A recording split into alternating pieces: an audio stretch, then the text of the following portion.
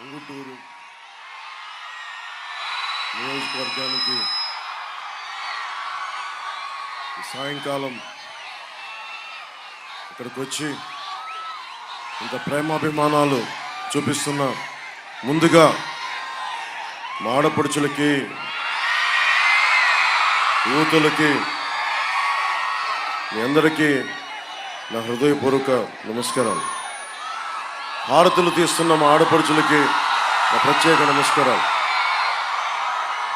తెలుగుదేశం కార్యకర్తలకి, దూరాన తెలుగుదేశం జెండాలు మోస్తున్న కార్యకర్తలకి నా హృదయపూర్వక నమస్కారం. మబ్బుల్లో పరిగెత్తే పిడుగుల్లాంటి మా జన సైనికులకి నా ప్రత్యేక నమస్కారాలు. కష్టం ఉంటే కథం తొక్కే మా వీర మహిళలకి నా హృదయపూర్వక నమస్కారం.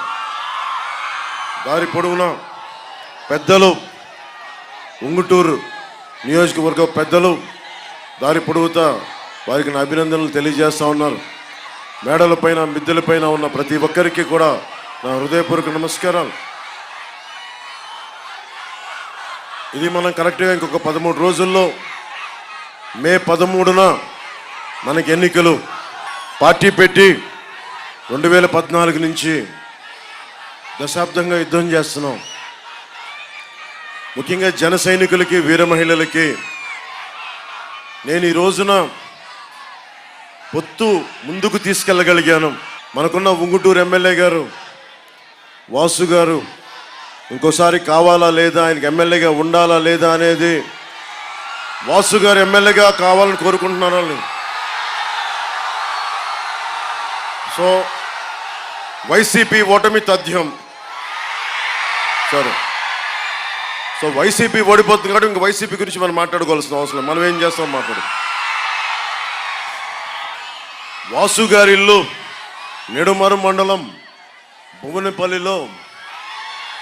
ఆయన ఇంటికే దారి ఎంచుకోలేని వ్యక్తి అని చెప్తా ఉన్నా. ఒక ఎమ్మెల్యే అండి, సొంత ఇంటికే దారి ఎంచుకోలేని వ్యక్తి మన దారులు ఏం పుడుస్తాడు, మన రోడ్లు ఏం వేస్తాడు. సరదాగా ఆయనకి ఏదో ప్యాకెట్ క్లబ్లు నడపాలని ఉంటుంది, అది కాదనం మనం. 30 లక్షలు కారు కూడా ఇచ్చారంట బాగా ప్యాకెట్ క్లబ్లు నడిపినందుకు. మనకి ఏం కావాలి? ప్యాకెట్ క్లబ్బులు కావాలా, మనకి డిఎస్సి నోటిఫికేషన్ కావాలా? ప్యాకెట్ క్లబ్బులు కావాలా, ఉపాధి అవకాశాలు కావాలా? వీళ్ళు ప్యాకెట్ ప్రభుత్వం ఇది. వీళ్ళకి ఎంతసేపు ప్యాకెట్ క్లబ్లు. మీరు ఆలోచించండి, ఇక్కడ ఆడపడుచులు చాలామంది ఉన్నారు. మీరు ఆలోచించండి అమ్మా. జగన్ గారు చాలా మర్యాదగా వచ్చి అందరు నమ్మారు కదా. 2019 రోడ్ల మీద తిరిగి నేనున్నాను, ఒక్క ఛాన్స్ అంటే అందరూ నమ్మి ఓటేశారు. మీరందరూ చదువుకున్న వ్యక్తులు, మీరందరూ అవగాహన ఉన్న వ్యక్తులు. ఇందాకే అంబేద్కర్ గారి ఫోటో చూశాను. అక్కడ రాజ్యాంగం మీద ఎంతో కొంత అవగాహన ఉన్న వ్యక్తులు. కనీసం ఇంటర్మీడియట్ చదివినా కానీ మనకి స్థానికంగా మనకి రాజ్యాంగం మీద ఒక కనీస అవగాహన ఉంటుంది మనకి 10th ఇంటర్లోనే. బేసిక్గా మనం ఆలోచించాల్సింది, ప్రభుత్వాలని ఎన్నుకునేటప్పుడు మీరు సరైన నాయకుల్ని ఎన్నుకోకపోతే భవిష్యత్తు మీది, నాది కాదు. మీ దృష్టికి తీసుకొస్తా ఉన్నాను ఈ రోజున. రోడ్లు వేయటం ఇవన్నీ పక్కనవి. ఎవరైనా ఏం ఆలోచించాలి 5 సంవత్సరాల తర్వాత అంటే మన భవిష్యత్తు. అక్కడ చిన్న బిడ్డలను వేసుకొని ఉన్నారు. అక్కడ దారి పొడవుతా చిన్న బిడ్డలను భుజాల మీద పెట్టుకున్నారు. ఎంతమందికి తెలిసి ఈ రాష్ట్రంలో, ఎంతమందికి తెలిసి ఈ రాష్ట్రంలో, ఈ రాష్ట్ర ప్రభుత్వం పాలనలో 5 ఏళ్ల పాలనలో నాడు నేడు పథకం ద్వారా స్కూల్స్ అభివృద్ధి చేశామని వైసీపీ నాయకులు చెప్తున్నారు. మీరు ఎన్ని స్కూల్స్ అభివృద్ధి చేశారో లేదో మాకు తెలియదు, కానీ పేకాట, మద్యం మటుకు, ఇసుక దోపిడీ మటుకు చాలా అభివృద్ధి జరిగింది. జగన్ నాయకత్వంలో ఈ ప్రభుత్వం ఎయిడెడ్ కళాశాలల్ని, ఎయిడెడ్ స్కూల్స్ని మూసేస్తుంది. ఈ ప్రభుత్వం 4709 పాఠశాలల్ని మూసేసింది. ఈ 5 ఏళ్ల కాలంలో స్కూల్ మానేసిన విద్యార్థులు 3,88,000 మంది విద్యార్థులు స్కూల్ మానేశారు. 5 సంవత్సరాల నుంచి 18 సంవత్సరాల వయసున్న విద్యార్థులు, ఇది మీరు చాలా జాగ్రత్తగా వినాలి. ఇది 5 సంవత్సరాల నుంచి 18 సంవత్సరాల వయసున్న విద్యార్థులు రాష్ట్రంలోనే ఆంధ్రప్రదేశ్లో ఒకళ్ళు కాదు ఇద్దరు కాదు 62,000 మంది విద్యార్థులు చచ్చిపోయారు. ఇది ఎప్పటికీ బయటికి రాదు. ఇది 62,000 మంది విద్యార్థులు మృతి చెందారు. 5 సంవత్సరాల నుండి 18 సంవత్సరాల వయసు బిడ్డలు. ఏ రోజు కూడా జగన్ దీని మీద ప్రెస్ మీట్ పెట్టలా. వీరి అనారోగ్య సమస్యలు ఏంటి, పౌష్టికాహారం లోపం వల్ల చనిపోయారా, ఇంకేదైనా ఇతర ఇబ్బందులు ఉన్నాయా అని కనీసం హెల్త్ సర్వే చేయించలేదు. దీని మీద ఒక్క ప్రెస్ మీట్ పెట్టలేదు. చివరికి జగన్ ఎలాంటి స్థాయి వ్యక్తి అంటే పిల్లలకి ఇచ్చే చిక్కీ కవర్ల మీద కూడా 67 కోట్లు దోచేసిన వ్యక్తి. ఎమ్మెల్యే వాసు గారేమో పేకాట క్లబ్బులు, జగన్ గారేమో చిక్కీల మీద కూడా 67 కోట్లు దోచేసిన వ్యక్తి. స్కూల్ పిల్లలకి ఇచ్చే నోట్స్ మీద చిన్నప్పుడు నేను కూడా స్కూల్లో చదువుకున్నాం. ఎవరి అట్టలు వేసుకోవడానికి బాగుంటుంది మనకి స్కూల్ అట్టల మీద, స్కూల్ పుస్తకాల మీద ఎవరి అట్టలు ఉంటే ఇన్స్పైరింగ్ ఉంటుంది. ఒక భగత్ సింగ్ పుస్తకం ముద్రణ ఉంటే బాగుంటుంది, అంబేద్కర్ గారి ఫోటో ఉంటే బాగుంటుంది, మహాత్మా గాంధీ గారి ఫోటో ఉంటే బాగుంటుంది నోట్బుక్స్ అట్టల మీద. అలాంటిది జగన్ ఫోటో ఎందుకు దరిద్రంగా ఉంటుంది కదా. చిన్నపిల్లలకి ఏం చెప్తున్నావా జగన్ నువ్వు? కాదు, మీరు నవ్వుతున్నారు కదా. మీరు చెప్పండి, ఈ ముఖ్యమంత్రి 5 సంవత్సరాల నుంచి బెయిల్ మీద ఉన్న వ్యక్తి. ఇతను 32 కేసులు పైన 39 కేసులు ఉన్న వ్యక్తి 5 సంవత్సరాలు బెయిల్ నుంచి ఉన్నాడు, బెయిల్ మీద తిరుగుతూ ఉన్నాడు. ఇక్కడున్న మీరు ఒక్కళ్ళకి పాస్పోర్ట్ కావాలి అంటే, ఏదైనా ఉద్యోగం కావాలంటే పోలీస్ వెరిఫికేషన్ కావాలి. పోలీసులను నియంత్రణ చేసే వ్యక్తి 5 సంవత్సరాలు బెయిల్ మీద ఉన్నాడు. ప్రభుత్వ అధికారులు లంచాలు తీసుకుంటున్నారా లేదా అని చెక్ చేసే ఏసీబీ మీద ఆధిపత్యం చూపించే వ్యక్తి ముఖ్యమంత్రి. ఆ ముఖ్యమంత్రి మీద ఎన్ని కేసులు ఉన్నాయి? 30 కేసుల పైన, 5 సంవత్సరాల నుంచి బెయిల్. ఏం సూచిస్తుంది ఇది?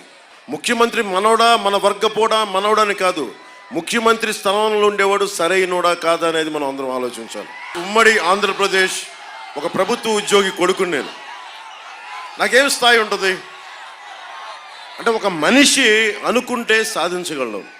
నేను పార్టీ ఎందుకు పెట్టానంటే, ఇందాక మన పుట్ట మహేష్ యాదవ్ గారు చెప్పినట్టుగా సినిమాలు చేసుకుంటే నాకు చాలా డబ్బులు, ఈ 5 సంవత్సరాల్లో డబ్బులు సంపాదించా, ట్యాక్సులు కట్టా, నేను ఎవరితో గొడవ పెట్టుకోకర్లా, సజ్జల గారి చేత మాటలనిపించుకోకర్లా, జగన్ గారితో మాటలనిపించుకోకర్లా, వెళ్ళి నేను నమస్కారాలు పెట్టి నా సినిమాకి కొంచెం టికెట్లు రేట్లు పెంచండి అంటే అయిపోయింది.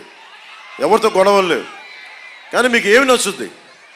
మీకోసం నేను ఖుషీ సినిమాలో ఏ మేరా జహా, ఏ మేరా ఘర్, ఏ మేరా ఆషియా, ఏ మేరీ దునియా, తెరా కామ్ క్యా హై, ఇది సినిమాలో చెప్తే బాగుంటుంది, చప్పట్లు కొడతాం. కానీ నిజ జీవితంలో చెయ్యాలి అంటే ఎంత కష్టమో మీరు నన్ను చూస్తూ ఉన్నారు. ఆ సినిమాలో చెప్పిందే చేస్తున్నా. ఆ రౌడీ గ్యాంగ్కి ఏం చెప్తాను, ఇక్కడ నీకేంట్రా పని, ఇక్కడ నీకు మా కాలేజీలో ఏం పనిరా నీకు, నువ్వెవడరా మా కాలేజీలోకి రావడానికి? ఒక విద్యార్థి తాలూకు కోపం అది. ఈరోజు నేను అదే అడుగుతున్నా, దోపిడీ చేసే రాజకీయ నాయకులు మీకేం పని ఇక్కడ? నువ్వెవడో మా జీవితాలను డిసైడ్ చేయడానికి? నువ్వెవడివి నేను రోడ్డు మీదకి రావాలా లేదని చెప్పడానికి? నువ్వెవడివి? ఈ కోపం లేకపోతే సమాజంలో, ఈ ఆలోచన లేకపోతే చచ్చిపోతాం మనందరం. మనం ఎన్ని మహాత్ముల చరిత్రలు చదివినా, ఎన్ని అంబేద్కర్ గారి నుంచి చదివినా, మళ్ళీ వెళ్ళి క్రిమినల్స్ భుజాలను పెట్టుకుంటే మళ్ళీ నాశనం అయిపోతాం. మీరు అనుకోవచ్చు నాకు అవసరం ఏముందని. మీ అవసరమే నా అవసరం, మీ కష్టమే నా కష్టం. ఆక్వా ఉంది ఇక్కడ, ఉంగుటూరు ఆక్వా రైతాంగం 35% ఎక్స్పోర్ట్స్ ఆంధ్రప్రదేశ్ నుంచి వెళ్తాయి, ఆక్వా ఎక్స్పోర్ట్స్. కానీ ఇక్కడ మొత్తం ఆక్వా చెరువుల వల్ల మీకు తాగునీటికి ఇబ్బంది ఉందా లేదా చెప్పండి. ఉంగుటూరు నియోజకవర్గంలో సరైన నీళ్లు వస్తున్నాయా లేదా, ఇబ్బందిగా ఉందా లేదా? మరి ఎవరు మాట్లాడతారు? వాసుబాబు గారేమో కూర్చొని పాపం పేకాట క్లబ్లు డెవలప్ చేస్తూ ఉన్నారు. మీకు పైప్ లైన్స్ ఎవరు వేస్తారు? మీకు వాసుబాబు గారు పేకాట క్లబ్లో బిజీగా ఉన్నారు. మన కోసం పనిచేసే వ్యక్తి కావాలి. అందుకే ఉంగుటూరు మన ధర్మరాజు గారిని పెట్టాం, గాజు గ్లాస్ గుర్తు మీద. పుట్ట మహేష్ యాదవ్ గారిని మన ఏలూరు ఎంపీగా ముందుకు తీసుకెళ్తున్నాం. సైకిల్ గుర్తు మీద, తెలుగుదేశం పార్టీ మీద అనర్గళంగా తమిళ్, తెలుగు, కన్నడ, హిందీ, అఫ్కోర్స్ ఇంగ్లీష్తో పాటు అన్ని భాషలు మాట్లాడగలరు. ఆయన గొంతు వినిపించాలి, ఆయన గళ వినిపించాలి. అందుకని వారిని గెలిపించమని ఎందుకు వచ్చానంటే మన భవిష్యత్తు కోసం. ఈరోజు మిగతా పార్టీలు ఎంత నమ్ముతారో నాకు తెలియదు, కానీ మీరు పవన్ కళ్యాణ్ అయితే నమ్ముతారు కదా. మీరు పవన్ కళ్యాణ్ మీకోసం పనిచేస్తాడా లేదా అన్న సంగతి మీకు తెలుసు కదా.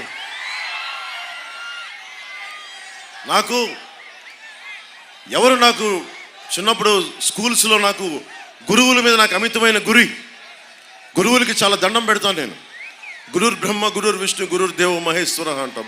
గురు సాక్షాత్ పరబ్రహ్మ తస్మై శ్రీ గురువే నమః అంటాం. అలాంటి గురువులకి గౌరవం ఇవ్వకపోతే ఏం జరుగుద్ది? గురువులు ఏం చేస్తున్నాడు వైఎస్ జగన్? ఏం చేస్తున్నాడు? బాత్రూమ్లు కడిగారా లేదా?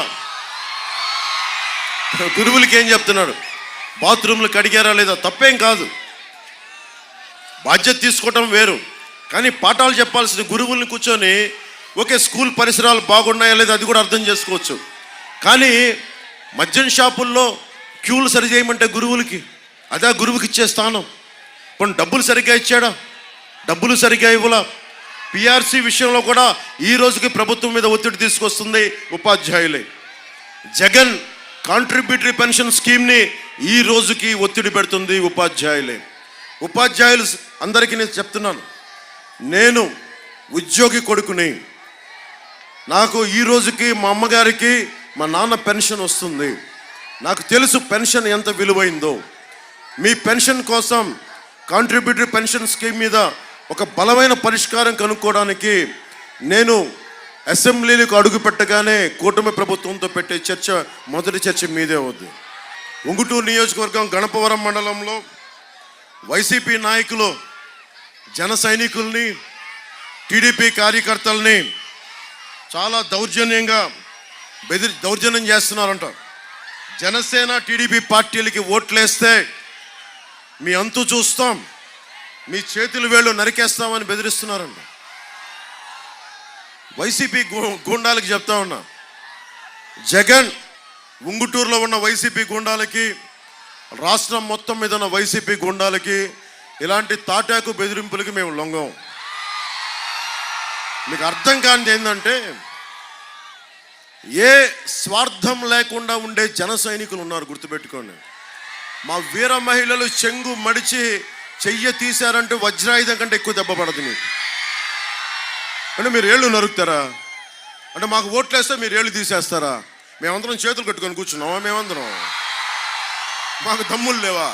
అంటే మీరు కొడతా ఉంటే కొట్టు బాబు అని ఇటు కొట్టిన తర్వాత ఇటు కొట్టి చూపిస్తావా? మేము ఏమనుకుంటున్నారా? మీరు అందరూ అంత దిగొచ్చామనుకుంటున్నారా? ప్రభుత్వం రాకముందే ఒక్కొక్క వైసీపీ గుండాకి రోడ్ల మీద పరిగెత్తించాం, గుర్తుపెట్టుకోండి. రోడ్ల మీద పరిగెత్తించాం. వైజాగ్లోనూ, మనకి ఆంధ్ర బోర్డర్లోనూ, గుర్తుపెట్టుకోండి. నాకు అలాంటి భయాలు ఏమి ఉండవు, మా జన సైనికులకు అలాంటి భయాలు ఉండవు, వీర మహిళలకు అలాంటి భయాలు ఉండవు. నేనైతే తెగించి కూర్చున్నా. మీరు ఇలాంటి తాటాకు చప్పుళ్ళు మానేయండి. మీకు ప్రజాస్వామ్యానికి గౌరవం ఇవ్వండి. మా ఇష్టం వచ్చిన వాళ్ళకి ఓటేసుకుంటాం, అది మేము కాదంట్లా.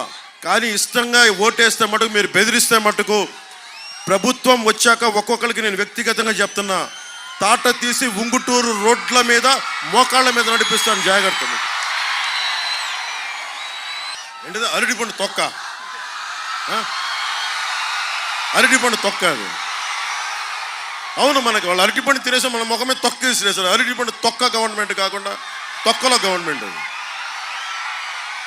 ఆ ఫ్యాన్కి సౌండ్ ఎక్కువ, గాలి తక్కువ ఆ ఫ్యాన్కి. ముఖ్యంగా మన ఉంగుటూరు నియోజకవర్గానికి సంబంధించి మట్టి, కంకర, లారీని 8,000కి అమ్ముకునే వాళ్ళు కాదు, ధర్మరాజు గారు లాంటి దమ్మున్న నాయకుడు మనకు కావాలి.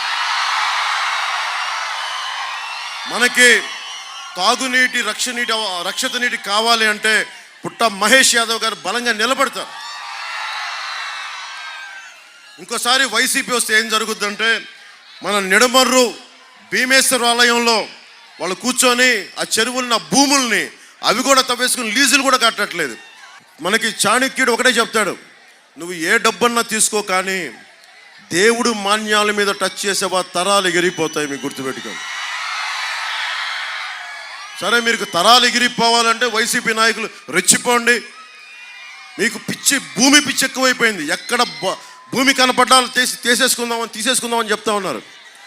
మీరు ఎవరైనా సరే భూమిలోకి దిగిపోవలసిన వాళ్ళే. మీరు భూమికి బాకీ ఉన్నవాళ్ళు మీరు అందరూ, మర్చిపోకండి ఆ విషయం. అలాగే కొల్లేరు ప్రాంతంలో ఈ చుట్టుపక్కల చేపల చెరువులు ఎక్కువగా ఉండే ప్రాంతం ఇది. ఇక్కడి నుంచి చేప, రొయ్య ఎగుమతి చేసే వ్యాపారులు ఎక్కువ. కొల్లేరు కాంటూరు సమస్య మూలంగా చేపల చెరువుల వాళ్ళు ఇబ్బంది పడతా ఉన్నారు. వైఎస్ఆర్ గారి సమయంలో కొల్లేరు పరిరక్షణకి చేసిన ఆపరేషన్ కల్లూరులో చాలా చెరువులు ధ్వంసం చేశారు, బాంబులు పెట్టి పేల్చారు. కాంటూరు లెక్కలు పరిగణించకుండా జిరాయితీ భూముల్లో ఉన్న చెరువులు కూడా పోయాయని ఎప్పటి నుంచో ఉన్న సమస్య. వాటికి పరిహారం ఇస్తామని ఈ రోజు వరకు ప్రభుత్వం చెప్పింది, ఇప్పటిదాకా ఇవ్వలేదు. మనకి ధర్మరాజు గారు ఈ సమస్యకి ప్రత్యేకమైన శ్రద్ధ పెట్టి తెలుగుదేశం, జనసేన, బీజేపీ కూటమి ఈ బాధ్యత తీసుకుంటుంది. కొల్లూరు రీసర్వే, కాంటూరు లెక్కలు తేల్చాలి, ఇది డిమాండ్. కాంటూరు లెక్కలు తేలితే దాదాపు 10,000 ఎకరాలకి రైతులకు ప్రయోజనకారిగా ఉంటుంది. ఆ విషయం కూడా మేము శ్రద్ధ పెడతాం. కొల్లేరులో పారిశ్రామిక కాలుష్యం, ఆక్వా మనకి డ్రైనేజ్ వదిలేయడంతో చేపలు కూడా దెబ్బతింటా ఉన్నాయి. అలాగే సీజన్లో వచ్చే ఎక్కడో సైబీరియన్ కొంగలు కూడా రావడం మానేసినాయి. అందుకని ఏదైనా సరే శుద్ధి చేసిన తర్వాతే కొల్లేరులో వదులుతాం అన్న మాట. నేను వ్యక్తిగతంగా దీని మీద నేను పోరాటం చేస్తాను. పర్యావరణాన్ని పరిరక్షించే అభివృద్ధి ప్రస్థానం జనసేన మూల సిద్ధాంతాల్లో ఒకటి. దానిని ప్రత్యేక శ్రద్ధ పెట్టి పుట్ట మహేష్ గారిని అడుగుతా ఉన్నాను, మీరు గెలిపించగానే మీరు చేయాల్సింది ఈ వ్యర్థాలని తిరిగి పాతకాలంలో లాగా ఒక 2-3 దశాబ్దాల క్రితం ఎలా సైబీరియన్ పక్షులు వచ్చాయో ఈ వ్యర్థాలను శుద్ధి చేసి తర్వాతే కొల్లేరులోకి వదిలేలాగా మీరు జాతీయ స్థాయిలో పోరాటం చేయాలి.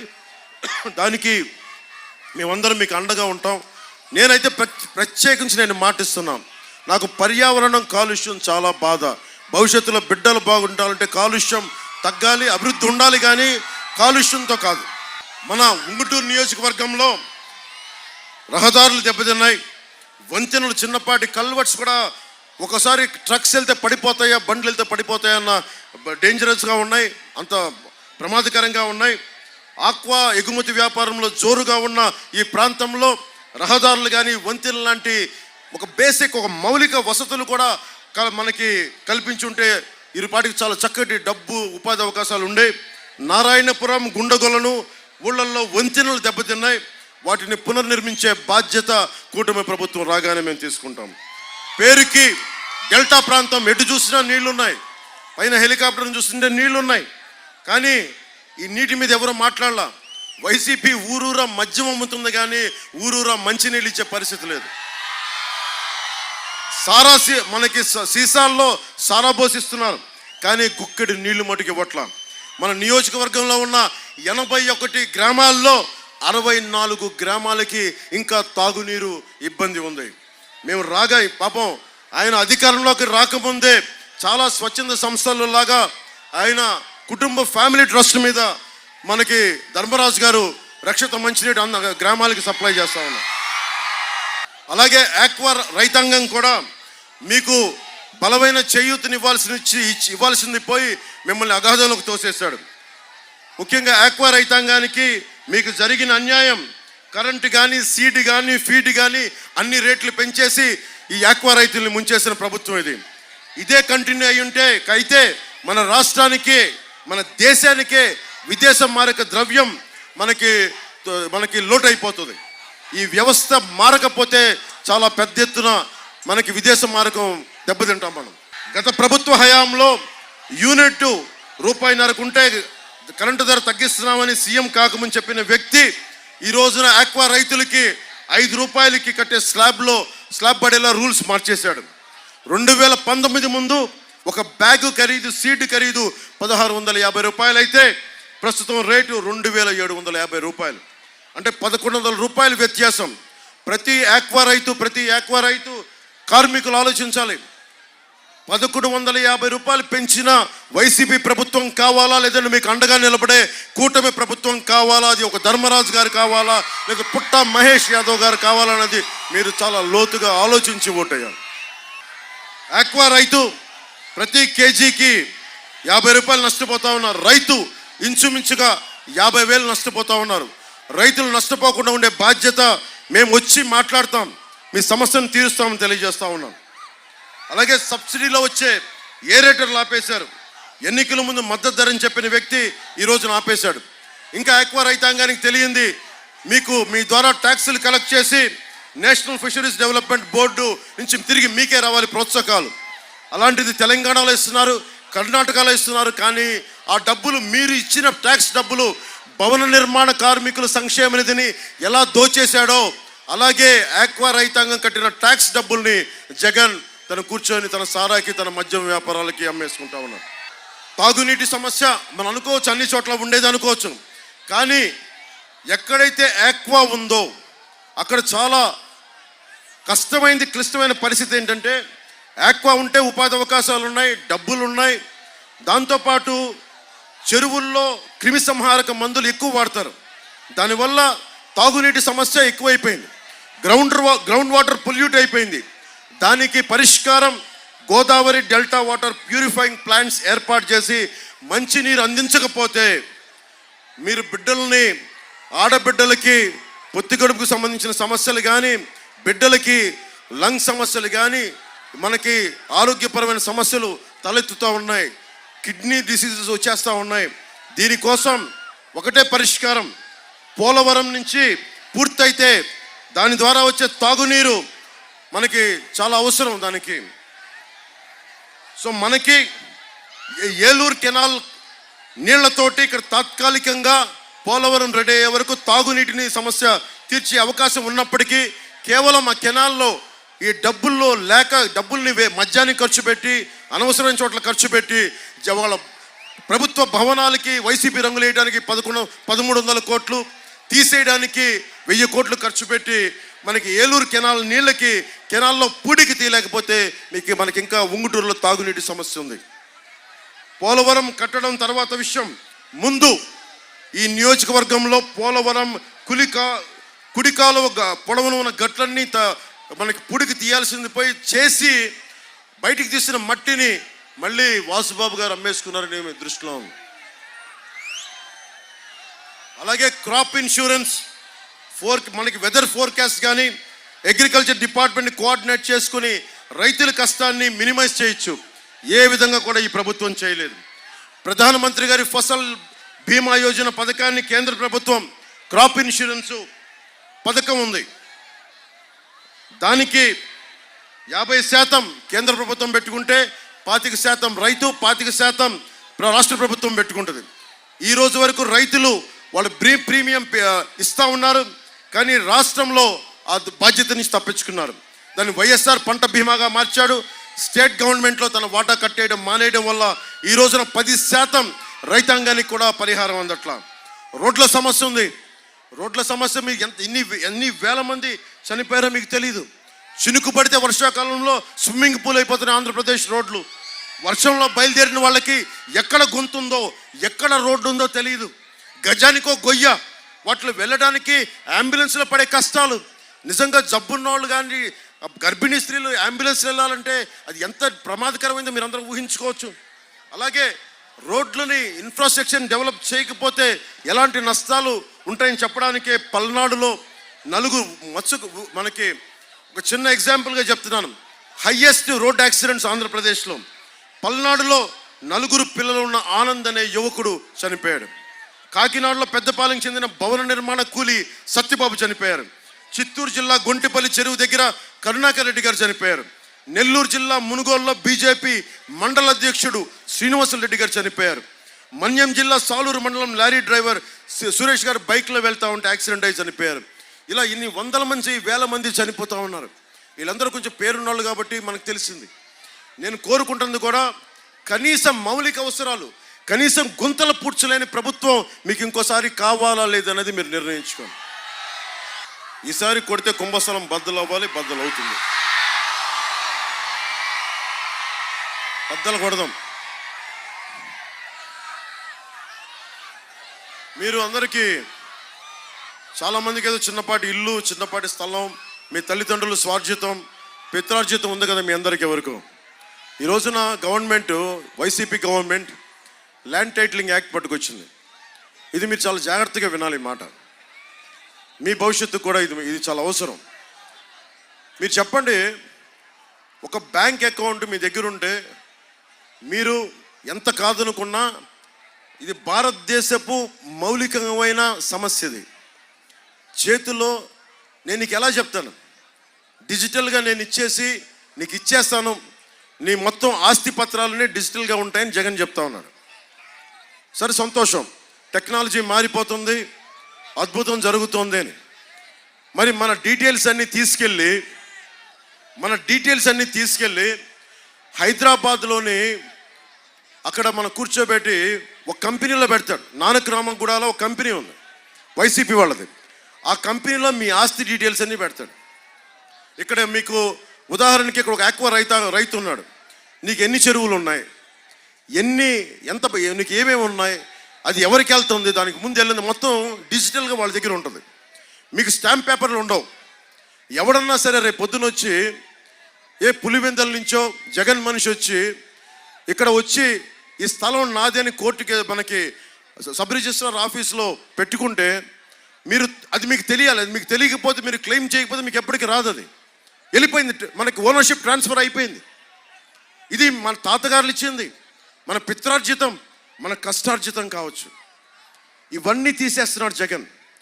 అంబేద్కర్ గారు ఒకటే చెప్తారు, నువ్వు ఎన్ని గొప్ప చట్టాలైనా చెయ్యి, ఎన్ని ఉన్నతమైన ప్రతిపాదనలు చట్టాలు చెయ్యి, పాలించేవాడి బుద్ధి వక్రంగా ఉంటే మనం ఏం చేయలేము. పాలించేవాడి జగన్ వక్రంగా ఉందా, సబబుగా ఉందో మీరు ఆలోచించండి. అరే, ఉపాధి అవకాశాలు ఇవ్వలేదు, డిఎస్సి నోటిఫికేషన్ ఇవ్వలేదు, సిపిఎస్ నువ్వు రద్దు చేయలేదు, రోడ్లు వేయలేదు, ఉపాధి అవకాశాలు ఇవ్వాల, ఫీజు రీయింబర్స్మెంట్లు చేశారా లేదా మీకు చెప్పండి. మీరు ఎన్ని ఫీజు రీయింబర్స్మెంట్లు చేశారు? ఫీజు రీయింబర్స్మెంట్లో 10% కూడా చేయని వ్యక్తి. ఇవన్నీ చెప్పుకుంటూ వెళ్ళిపోతే అతనికి విరామం ప్రకటించడం చాలా అవసరం రాజకీయాల నుంచి. వైసీపీకి క్రాప్ హాలిడే లాగా మన రైతాంగం ప్రకటించినట్టుగా వైసీపీకి పొలిటికల్ హాలిడే ప్రకటించడం చాలా అవసరం. వాళ్ళు సరిదిద్దుకొని భవిష్యత్తులో ఒక 10-12 సంవత్సరాల తర్వాత తిరిగి వస్తే అప్పుడు మీరు ఆలోచించండి. రోడ్ల మీద తిరిగాడు కదా, మా బాబే మా నాన్నే అని చెప్పి, అమ్మా నాన్నలేని బిడ్డనమ్మా నేను, అమ్మా నాన్నలేని బిడ్డనమ్మా, ఓటేయండమ్మా, మీ ఇంట్లో బిడ్డనమ్మా అన్నాడు. ఇంట్లో బిడ్డ ఏం చేశాడు? పొలాలు తీసేసుకున్నాడు. ఇంట్లో బిడ్డ ఏం చేశాడు? మద్యపానాన్ని అందరికీ ఫ్రీగా సప్లై చేస్తున్నాడు. ఇంట్లో బిడ్డ ఏం చేశాడు? ఇసుక దొబ్బేస్తా ఉన్నాడు. ఇంట్లో బిడ్డ మీ అన్నో తమ్ముడు అయితే ఫీజు రీయింబర్స్మెంట్ చేయాలి కదా, అది చేయడు. కానీ అమ్మా నాన్నలేని బిడ్డనమ్మా, ఏదన్నా అడుగు, అమ్మా నాన్నలేని బిడ్డనమ్మా. అరే నేను కూడా నాన్నలేని బిడ్డనే, నేను ధైర్యంగానే ఉన్నాను కదా. కనీసం మా నాన్న ముఖ్యమంత్రి కూడా కాదు, మా నాన్న కానిస్టేబుల్గా పోలీసులో స్టార్ట్ అయ్యి ఎక్సైజ్ డిపార్ట్మెంట్లో ఒక అసిస్టెంట్ ఎక్సైజ్ సూపరింటెండెంట్గా రిటైర్డ్ అయిన వ్యక్తి. ప్రతిదానికి డ్రామా సంపి దొబ్బుతున్నారు మమ్మల్ని. ఏదైనా మాట్లాడితే నేను లోకల్ కాదంటాడు జగన్. నేను బాపట్లో పుట్టా, తిరుపతిలో నామకరణం చేశాను, ఒంగోలు నెల్లూరులో పెరిగా, పక్కనే ఉన్న మన మొగల్తూరులో మాకు పొలం ఉండేది, మాకు సొంత ఇల్లు ఉండేది. నీలాగా పాపం జగన్ వాళ్ళ తాతగారు చాలా గొప్ప వ్యక్తి. పాపం ఒక బలిజ కులానికి చెందిన వెంకట నరసయ్య గారి పాపం వెరైటీస్ మైన్స్ని ఆయన చక్కగా ఆయన కింద కూలీగా పనిచేసి ఆయన తీసేసుకున్నారు. మాకు అలాంటి అవకాశాలు లేవు కదా జగన్. మేము కింద మీద నలుగురితో రావాలి, మాకు దగ్గర అంత డబ్బులు ఉండవు కదా జగన్. దోచేసే మైండ్లు మాకు లేవు కదా, మేము ఉద్యోగాల మీద బతికే జీవితాలు మేము ఏదో కష్టపడి కింద పడి వచ్చాం మేము. కానీ నువ్వు కూర్చొని నువ్వు మా కథలు చెప్పి ఒంటరి బిడ్డని, అమ్మ మీరందరూ ఉన్నారు, సొంత చెల్లికి గౌరవం ఇవ్వని వ్యక్తి అమ్మా. అరే ఏ అన్న అయినా సరే చెల్లి మీద అంత నీచంగా మాట్లాడతాడా? చెల్లి సంసారం గురించి మాట్లాడతాడా? మీరు చెప్పండి అమ్మా. నేను ఇది కూడా చెప్తున్నా, ఆడబిడ్డలకి మానానికి అమర్యాద జరిగితే వాళ్ళ మంత్రులు ఉన్నారు, ఒకటి రెండు మానానికి అమర్యాదలు జరిగితే ఏమొద్దని మాట్లాడతారు. నిజంగా 30,000 మంది ఆడపిల్లలు పైగా అదృశ్యం అయిపోతే, నేను వారాహి యాత్రలో చెప్పా, 30,000 మంది ఆడపిల్లలు అదృశ్యమయ్యారు ఆంధ్రప్రదేశ్ నుంచి అంటే నన్ను తిట్టని బూతులు లేవు. వైసీపీ వాళ్ళు నీకేం తెలుసురా అంటారు, అదంటారు ఇదంటారు. సన్నాసులారా, నేను చెప్పిన మాటే ఆయన మన home minister, associate home minister చెప్పారు. మన స్టేట్ మినిస్టర్ ఫర్ హోమ్. 30,000 మంది ఆడబిడ్డలు అదృశ్యమైపోయారు. ఈ మనిషి ఒక్క రోజన్నా మీకు దాని గురించి ఒక అభిప్రాయం చెప్పాడా? ఏం జరిగిందని చెప్పాడా? నేను అందుకే మాట్లాడుతున్నా, మీరు ఎన్ని గొప్ప వాళ్ళని పెట్టుకోండి, వైసీపీని కనుక మీరు ఇంకొకసారి లోపలికి తీసుకుంటే మొత్తం సర్వనాశనం అయిపోద్ది రాష్ట్రం. మాట్లాడితే జగన్ సజ్జల గారు చెప్తారు, ఆయన చాలా ఆధిపత్యపు మనిషి, ఆయన క్లాస్ వార్ అంట. మా నాన్నేమో అసిస్టెంట్ ఎక్సైజ్ సూపరింటెండెంట్గా రిటైర్డ్ అయిన వ్యక్తి, వాళ్ళ నాన్నగారేమో ముఖ్యమంత్రి, వెరైటీస్ గన్లు ఉన్నాయి, లక్షల కోట్లు విలువ చేసే ఆస్తులు ఉన్నాయి. నేను కూర్చొని క్లాస్ వార్ అంట. నేనంట పేదవాళ్ళ రక్తం దోచేస్తానంట.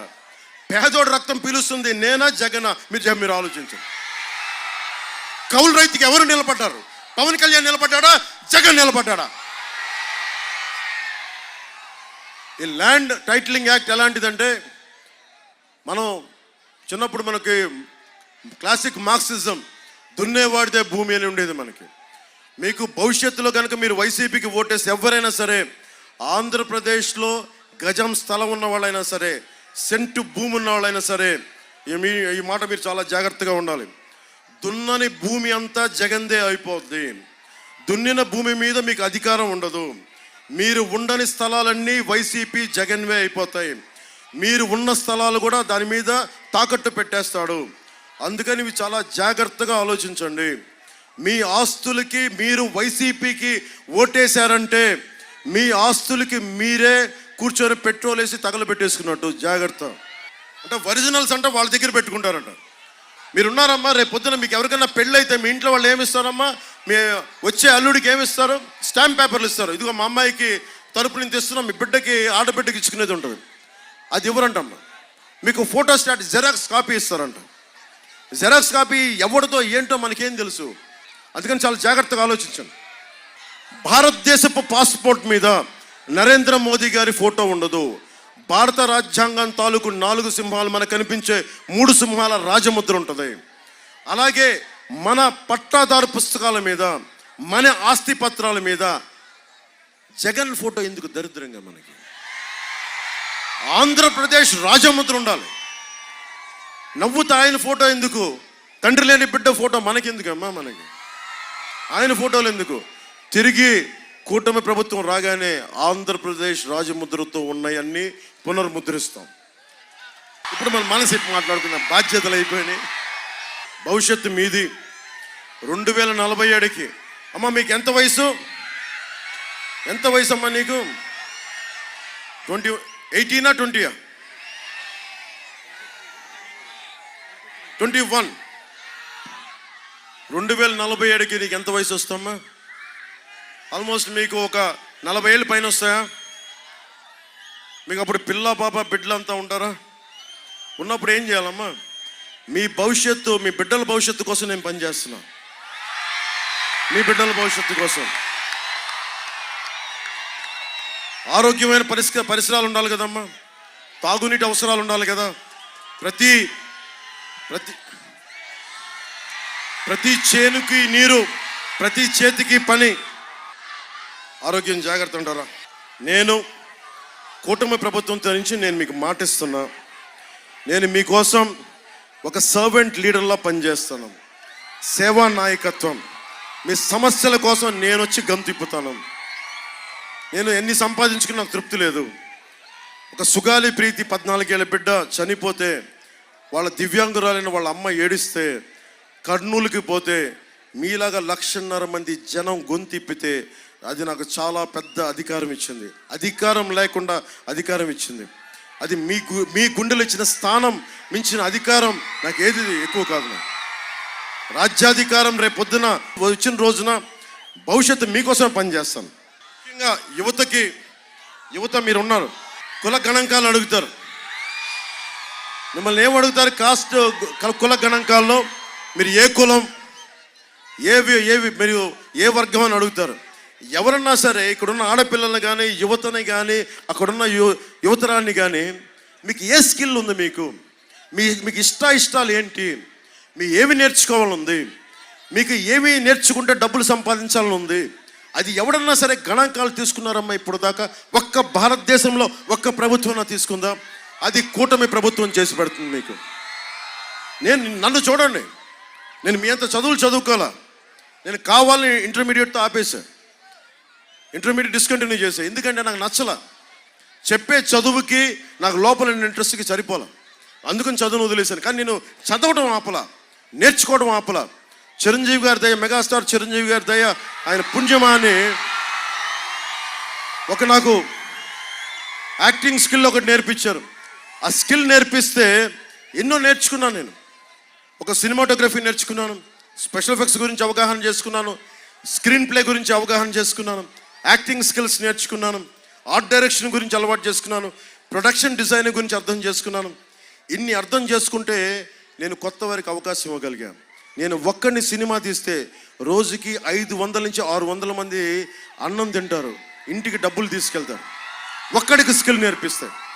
అలాంటిది నేను నా జీవితంలో పెద్ద కోరిక, మా నాన్నగారి కోరిక ఏంటంటే, అరే కళ్యాణ్ గారు సరిగ్గా చదవట్లేదు, వీడికి, మా నాన్న కోరిక నన్ను ఒకటే, కనీసం నువ్వు డిగ్రీ పాస్ అవ్వరా నువ్వు.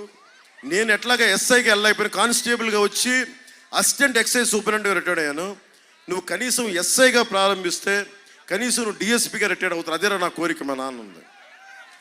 మా నాన్నకి నేను దురదృష్టం, నేను చేయలేకపోయా.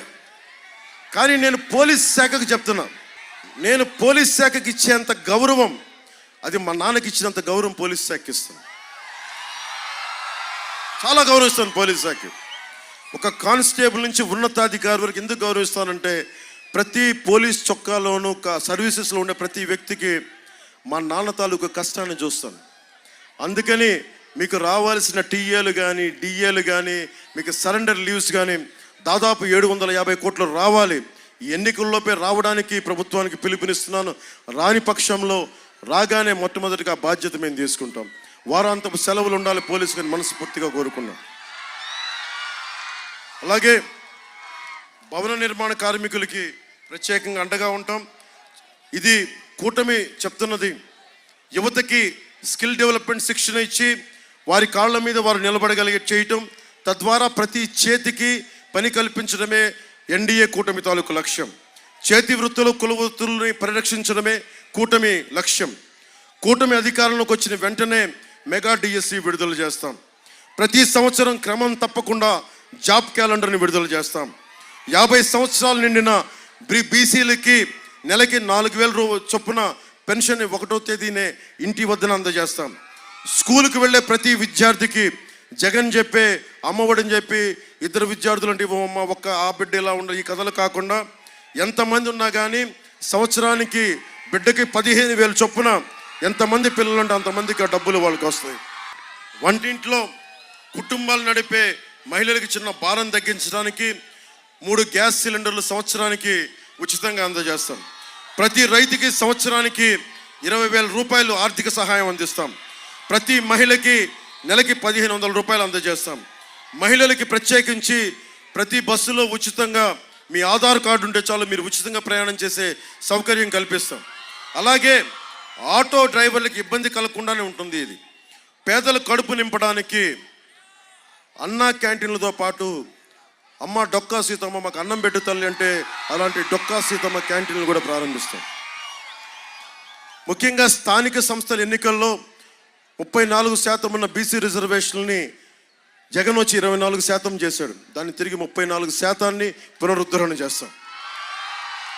బీసీ, ఎస్సీ, ఎస్టీ, మైనారిటీ నిధుల్ని వారికే ఖర్చు చేస్తాం. ఎట్టి పరిస్థితుల్లో ఆ నిధుల్ని దారి మళ్లించమని తెలియజేసుకుంటూ, ఈ ఎన్నికలు 13 రోజులు, భవిష్యత్తు మీది. మనం ఖచ్చితంగా గెలిచేస్తున్నాం, అనుమానం లేకుండా గెలిచేస్తున్నాం. జగన్ ఓడిపోతున్నాడు. వాసు గారు ఓడిపోయిన తర్వాత వాసు గారింటికి మనం రోడ్డు వేయిద్దాం. ధర్మరాజు గారి చేత రోడ్డు వేయించే బాధ్యత సొంత ఇంటికి ఆయన ఎంచుకోలేపాడు, ధర్మరాజు గారు వేయిస్తారు. పుట్ట మహేష్ యాదవ్ గారు మనకి కాంటూర్ సమస్యలు కానీ, లేదంటే కొల్లేటి సమస్యలు కానీ, యువతకు ఉపాధి అవకాశాలు కానీ, స్కిల్ డెవలప్మెంట్ సెంటర్స్ కానీ ఆయన్ని ముందుండి తీసుకెళ్తారని తెలియజేసుకుంటూ, నాకు ఇంత అపూర్వమైన అవకాశాన్ని ఇచ్చిన మా అన్నదమ్ములకి, మా ఆడపడుచులకి, మా అక్క చెల్లెలకి, మా యువతులకి, మేడల పైన మిద్దెల పైన ఉన్న ప్రతి ఒక్కరికి, ఆ మూల దూరాన అల్లంత దూరాన ఉన్న అన్నదమ్ములకి, ఆడపడుచులకి, అక్క చెల్లెలకి, పెద్దలకి, అందరికీ పేరు పేరున ధన్యవాదాలు తెలుపుకుంటూ సెలవు తీసుకున్నాను. జై టీడీపీ, జై బీజేపీ, జై జై జనసేన, జై హింద్.